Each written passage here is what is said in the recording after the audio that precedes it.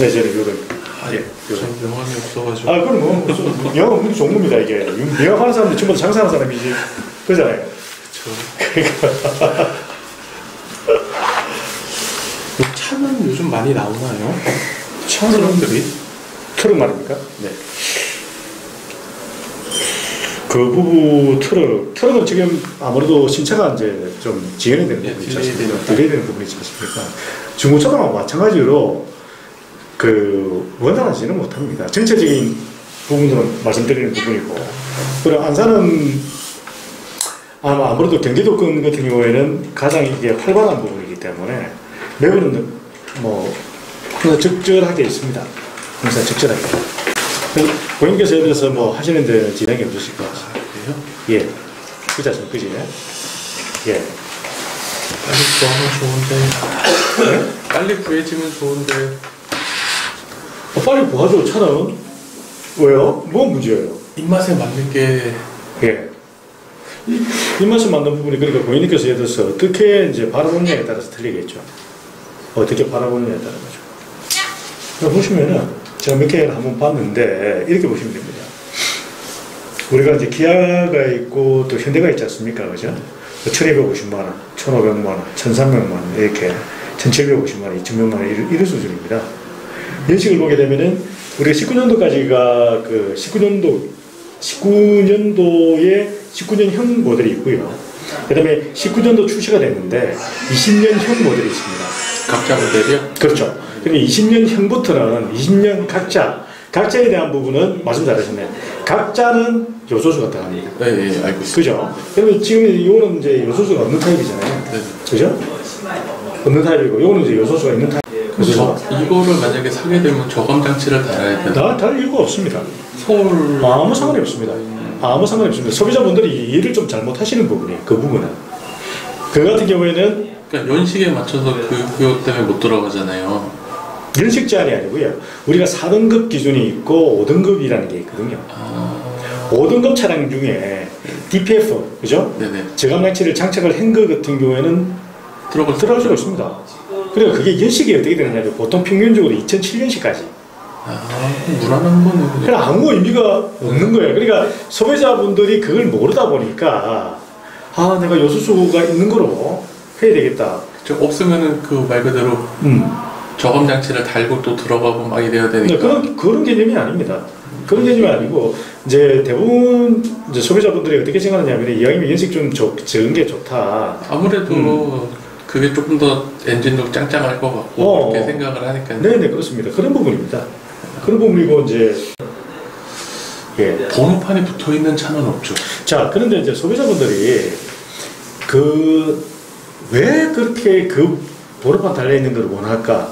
기존에 영업용 번호판 일반 번호판이 있으면 그걸 또 없애고 또 번호판을 또 달아야 되잖아요. 예. 노란 거를. 예.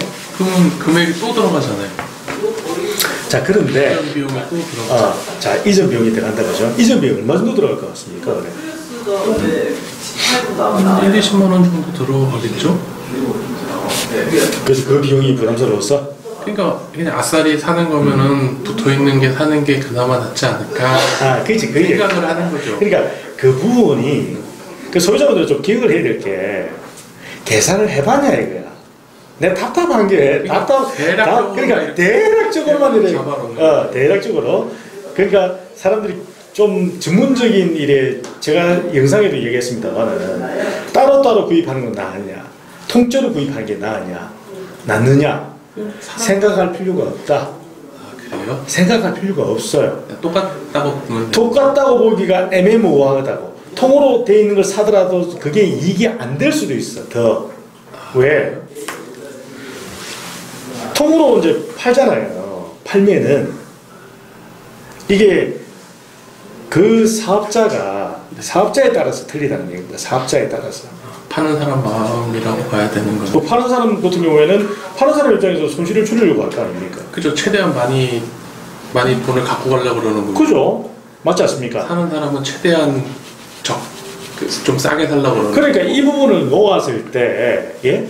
그래, 정상적으로 정상적으로 가격에 의해서 정상적으로 계산서가 발행이 되고 될 경우에는 당연히 조금 전에 고객님께서 말씀하신다시피 취득세에 대한 부분을 메리트가 있습니다. 근데 대다수가 그렇지가 못할 거예요. 대다수가. 그리고 실질적으로 그 영업용 번호판 달려있는 차나 달려있지 않는 차나 대다수가 90% 이상은 대행을 합니다. 대행을 맡기잖아요. 아, 그쵸. 그죠? 본인이 뭐 여건이 되면 본인이 팔겠지만 안 되니까. 그죠? 네, 다 대행을 맡기는 거죠. 그렇죠. 상사에. 자, 대행을 다 맡기는데 대행료가 또 똑같단 말이에요. 그죠? 그러면 내 불편사항이 없어, 일단 기본적으로. 합법적인 뭐 예를 들어서 업체를 보면은 없어. 나머지는 뭘까? 나머지는 사람의 심리가 그렇게 하면 좀 더 이득이 되지 않을까 이런 거거든. 그렇죠. 아무래도 그거잖아요, 그게. 그쵸. 포인트, 핵심 포인트가. 그런데 그렇지 않다는 거죠. 아무래도 1대1 거래하면은 그나마 유리하지 않을까? 단돈 10,000원이나 10만 원에도 싸지 않을까? 네, 그죠? 근데 그죠? 그러니까 소비자분들한테 제가 확실히 말씀드릴 수 있는 거는 전문가들이 정말로 예를 들어서 이 전문가가 정말 추천하는 부분이 아니라면은 그렇게 생각할 필요가 없어요. 그냥 생각 없이 번호판 따로 차 따로 뭐 있는 걸 비교해서 비교를 할 수 있을까 소비자들이 거의 비교를 못해요. 그쵸, 다 인터넷에 떠도는 거 가지고만 비교를 해서. 그러니까 제가 이제 말씀드리잖아요. 그러니까 이제 그 부분이 있으니까 첫 번째는 이 사람을 딱 보니까 좀 믿을만 사람을 일단 첫 번째로 먼저 봐야 되고, 근데 그 사람이 예를 들어서 공짜로 줄 리는 없잖아요. 그렇죠. 그죠? 근데 주변에 적정한 선에서 하면은 소비자도 편한 거예요. 그리고 거래 시에 계약을 했을 때 추가 비용을 안 받는 조건으로 이해되시겠습니까? 네네. 그 즉 어떤 분들은 계약을 하고 나서 나중에 뭡니까? 부대 뭐 수수료라든지 이것도 받으신 분들이 있거든. 그쵸, 따로. 그때는 짜증이 나는 거 아니에요. 이게 처음부터 이제 얼마 들어가서 얼마를 들어갔는데 이렇게 들어갑니다라고 해서 매듭이 됐으면 되는데 그렇지 못하는 사람들도 많습니다. 그쵸. 그러니까 제가 얘기하는 부분이 그런 부분을 소비자분들이 봐야 된다는 거죠. 매듭을 지어준다. 걔는 선생님 이 부분인데 걔는 뭐 이 부분에서 또 추가 비용이 들어갑니까? 안 들어갑니까? 라고 명확하게 하셔서 그 다음에 계약을 체결하고 하시면은 뒤탈이 없다는 얘기 아닙니까? 근데 그런 부분들이 안 되니까 어떻게 돼요?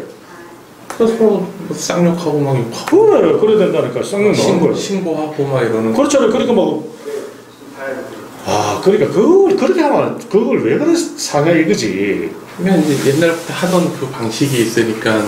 그러니까 이제 또 갈라 그러는. 그러니까 뒤로 이제 D가 이제 뭘 흐리다는 거잖아요. 그치. D가 흐르는 걸 어떻게 알아? 그건 모르지. 그쵸. 소비자 입장에서는 요 금액만 딱 주면은 내 차 되는 거라. 그러고 생각을 하지. 돈 다 줬더니 이거 수수료 뭐 200만 원 나왔어요. 네. 주셔야 돼요. 그러면 안 된다는 거지. 그러니까 제가 이야기하는 부분 그런 부분들이 트릭으로 많이 쓴다고. 그쵸. 소비자 입장에서. 그 200만 원 애들이 대표적으로 그런 거잖아요. 차 사러 갔는데 아이고 할부가 끼어 있습니다. 그렇죠. 뭐 있습니다. 뭐 있습니다. 500만 원 주면 차 가져갈 수 있습니다. 그 대신에 할부가 몇천이 있습니다. 이런. 그럼 실제로 500만 원이 아니잖아요. 네. 그 자기는 또 이제 그 중에서 소비자분들이 참 뭐 냉정하게 하는 분이면 또 괜찮은데 또 시골에 계신 분들이 순수하신 분들이 또 올라오면 또 그게 안 되잖아. 아이고 뭐 그래도 하나 사갑시다 이래 해가지고 온 김에 온 김에 기름값 나가는데 그냥 주시오 이러고 그냥 사고 그렇죠. 내려가시는 거죠. 그렇다는 거야. 그게 이제 그런 부분들이 어디든지 있다고 봐야 돼. 어디가 많다. 뭐 향가에는 뭐 어느 쪽이 많다. 어느 쪽이 많다 그러는데 사람이 존재하는 데는 다 있다고. 다 있을 수밖에 없어. 그거는 어느 조직이든지 있어. 그거는 어쩔 수 없어. 한 군데는 분명히 있겠죠. 있다고 봐야지. 그러니까 이제 그런 부분들을 앞으로는 뭐야 선별을 해야 되는 거지. 그래서 거기에 이 업체가 어떤 방향으로 나갈 것이냐. 저희들은 마찬가지입니다만은 저희들 주식회사 좋은 자동차 영업용 번호판 8949 이 부분이 어떤 마인드로 갈 것이냐. 라는 이야기 아니겠습니까? 그러니까 그에 대해서 이제 소비자라고 이렇게 하는 것이. 만약에 오늘 차를 사잖아요. 네. 사면은 번호판도 오늘 바로 붙일 수 있나요? 아닙니다. 안 돼요. 그러니까 소비자분들이 또 이제 이렇게 생각하시면 돼요. 3과 동시에 바로 번호판을 장착할 수가 있다. 아닙니다. 보통 이제 우리가 접수를 하고 나면은 저희도 지금 현재 그 양평이잖아요. 네네. 그러면 양평에 이제 술을 접수를 합니다. 광공도에 가서 광공도에 술을 접수하지 않습니까? 네. 그럼 양도의 술하고 양수의 술을 접수를 하게 되면은 접수증과 정이 나온과 동시에 3일에서 5일 정도 걸려요. 그러면 이거는 신고제가 아니고 허가제라는 얘기입니다. 그러니까 화물 자동차 운송 사업 허가증이라는 얘기예요. 그러니까 허가를 받아야만이 운행을 할 수 있고 허가증을 준다는 거지. 면허를 주는 거야. 그러니까 면허를 받으면은 뭡니까? 내가 사업을 할 수가 있다는 얘기입니다. 그래서 이 같은 경우에는 신고를 하여서 바로 되는 게 아니고, 그래서 영업용 번호판을 내가 허가를 받아야 되기 때문에 시간이 걸린다. 그래서 영업용 번호판은 아무나 못하는 거예요. 왜? 실질적으로 복잡합니다. 말같이 쉬운 건 아니에요. 예. 그리고 한 번 들어가지고 이해가 안 돼. 보통 몇 년 동안 계속 들어야만이 그 단어들을 이해를 하게 돼 있다는 거지. 그렇잖아요? 그러니까 이제 그 접수하고 나서 3일에서 5일 정도 걸린다. 그리고 나서 이제 보통 우리가 영업용 번호판을 하면은 5일에서 10일 정도 이렇게 걸린다고 보시면 됩니다. 그러면 한 1, 2주 정도 네, 걸린다고 1일 정도, 예, 그렇습니다. 그렇게 생각하시면 편합니다. 예. 그러면 이제 무난하게 하실 수가 있다. 예. 그 다음에 이제 어디까지 처리가 되느냐? 마무리까지. 그리고 고객님은 가만히 계시면 되는 거예요. 우리가 절차에 대한 부분을 처음에는 이야기하겠죠. 이렇게 해서 이렇게 마무리됩니다. 네. 라고 하면은 그게가 마무리가 되고 나서 본인이 일만 하시면 돼요. 그러면 그다음에 콜로 할 경우에는 어떻게 시간이 걸리냐? 보통 2주 내로 다 돼요. 2주 내로 통달할 수 있습니다. 저도 콜을 잡아서 이제 하려고 그러는 거거든요. 그죠. 2주 내로 보통 보면 2주 자기가 하는 일이기 때문에 자기가 뭐 화물을 하려고 하면은 그 차가 계속 잘 보이잖아요, 눈에. 그렇죠. 예, 그래서 내가 콜 일을 한다고 하면 콜이 잘 보여요. 그게. 예, 그렇게 형성이 되어 있습니다. 예, 그렇게 보시면 돼요. 요즘 번호판을 만약에 제가 지금 경기도 쪽에 살잖아요. 네, 맞습니다. 네. 그럼 이제 서울 번호판을 달면은 예. 1년에 한 번씩 교육을 받잖아요. 1년에 한 번인가? 2년에 1년에 한 번씩 다 받습니다. 그럼 그게 서울로 가서 받아요? 아닙니다. 인터넷으로 이제 요즘에는 인강으로 다 받는 거예요? 네, 그렇습니다. 예, 그래요? 예, 그렇습니다. 그럼 번호판은 뭐 어디 거나 상관없는 거예요? 그러니까 번호판을 소비자분들이 이제 알고 있는 게 내가 그 택시같이 그렇게 생각하시는 분들이 있더라고요. 개인 택시는 또 틀리거든요. 지역이 구분이 되어 있지 않습니까? 네, 뭐 서울 지역. 그리고 서울은 얼마, 뭐 시흥은 얼마, 광명은 얼마 네. 이렇게 구분이 되어 있습니다. 개인 택시 같은 경우에는 또 가격도 다 틀립니다. 지역마다. 지역마다. 왜 지역마다 틀리겠습니까? 인구 대비 때문에 그런가? 손님? 그죠. 우리 지금 고객님께 그 말씀도 맞는 얘기고요. 제일 중요한 건 장사가 잘 되는 데는 비쌉니다. 그렇죠. 맞겠죠? 아무래도. 예. 그러니까 쉽게 이야기해가지고 장사가 잘 되는 곳은 비싸다. 그러면 안산은 어떻게 될까? 안산 비쌉니다. 시흥도 비쌉니다. 광명은 쌉니다. 이렇게. 손님이 없나 보네. 그러니까 그거에 따라서 틀립니다. 걔는 그 똑같은 이야기인데 용단은 어디가 좋을까? 그래서 공장 부지가 많은 데가. 그렇죠. 네, 맞습니다. 뭐 그러니까 여기 인천이나 인천, 서울, 경기도권. 네, 공장지대가 많이 있는. 그죠? 앞으로도 이제 대전하고 이렇게 연관이 되겠죠. 이런 지역에서 아무래도 일거리가 많으니까 어떻습니까? 남바도 제일 많습니다. 그렇죠. 활발하게 돌아다니고 네. 이러니까 팔고 사고 하는 게 제일 많겠죠. 그렇죠. 네, 그렇습니다. 그렇게 되는 거예요. 그러니까 그러면 내가 태어난 곳이 여기다라고 하면은 어떤 장사가 되든 안 되든 뭡니까? 유리한 지역에서 한다라고 보시면 되죠. 그렇죠. 맞지 않습니까? 그럼 지방은 어떻게 할 건데? 쉬운 이야기가 아니에요. 거기 나름대로 특성을 살려서 하는 것들이 있습니다. 그렇죠. 우리하고는 틀려요. 거기서는 뭐냐면은 뭐 채소 배달 이해되시겠습니까? 그렇죠. 실어서 나르는 거. 거기서 또 그런 것도 많이 하거든요. 반 일리는 것도. 네, 맞아요. 예, 그렇게 이제 이렇게 된다는 얘기예요. 저 지역마다 약간씩의. 그렇죠.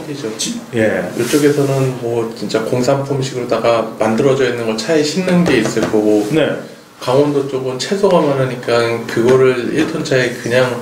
그러니까 그런 부분 쪽으로 내가 뭡니까? 처음에는 우리가 용달 일을 하면은 화물 일이라는 게 보통 어떤 일이든지 간에 수습 기간이 필요하단 말이에요. 6개월에서 1년 정도의 기간이 필요합니다. 아무래도 단어도 알아야 될 거고. 네, 맞습니다. 운행 그 시간이랑 뭐 내 컨디션도 1년 동안은 체크해야 될 거고.